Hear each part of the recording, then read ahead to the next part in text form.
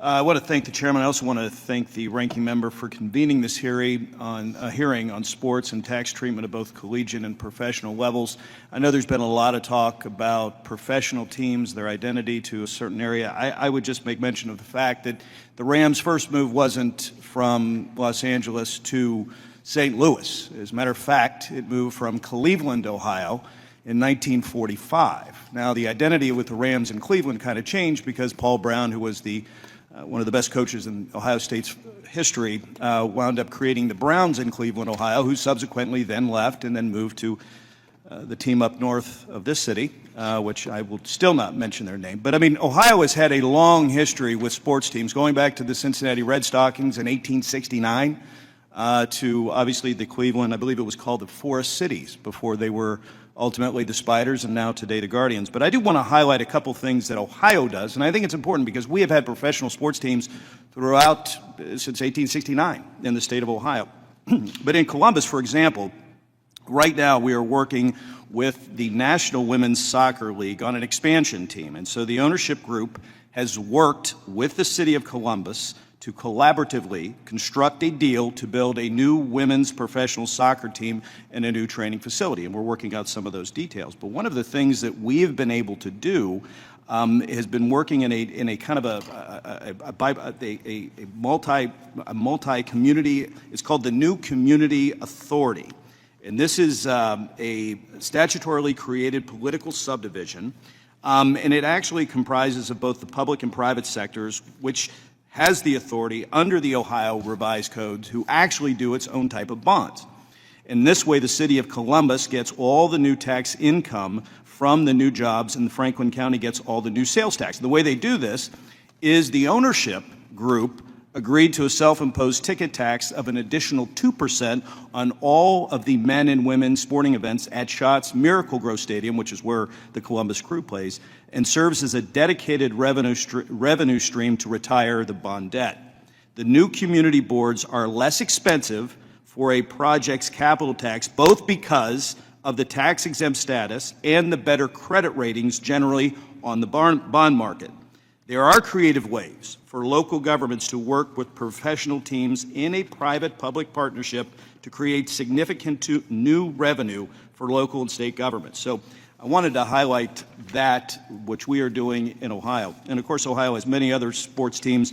But I do have one question, Mr. Mann, and I wanted to get into the collegiate side of it. But a foreign athlete can have a flat percent skimmed right off the top, correct? Plus a pile of treaty questions many schools don't know the answer to. So are these athletes getting shut out of money their teammates are taking home or walking into tax trouble that they never saw possibly coming? Yeah, well, thank you for the question, Representative Carey. Until the House settlement around this time last year was implemented, I believe July 1st of last year, international athletes were not earning any NIL income whatsoever due to the employment restrictions that come with their F-1 visa. Many times I have to remind athletes, their families, even school administrators that an F-1 visa is to attend the college or the university, not to play the sport that they're there for. So that's the reason for that employment restriction. With the settlement of the House case, many of the schools and some immigration lawyers, there's some disagreement. Some have floated this as totally acceptable. Some have some issues with it. But they thought that classifying rev share payments to internationals as passive royalty income would allow for, wouldn't reach the threshold of the employment restrictions on their F-1 visa. So many international athletes are now earning rev share income from the schools, but the contracts are carefully worded to make sure that it is not active income. They're not being asked to do anything actively like make appearances or promote products or anything like that. Well, and I have a few more questions. I will submit them for the record. But again, thank you, Mr. Chairman. Thank the witnesses for being here. And with that, I yield. The exchange in this hearing may have sounded like a technical discussion about taxes and college sports, but it actually exposed a much larger issue that is becoming increasingly important as college athletics enters the NIL era.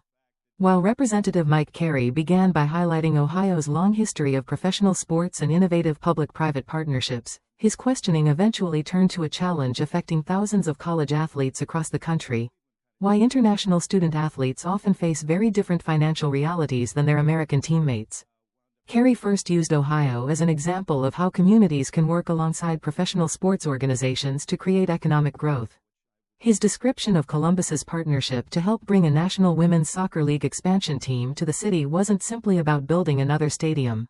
It was about demonstrating how carefully designed agreements can generate jobs, increase local tax revenue, and invest in long-term community development without placing the entire burden on taxpayers.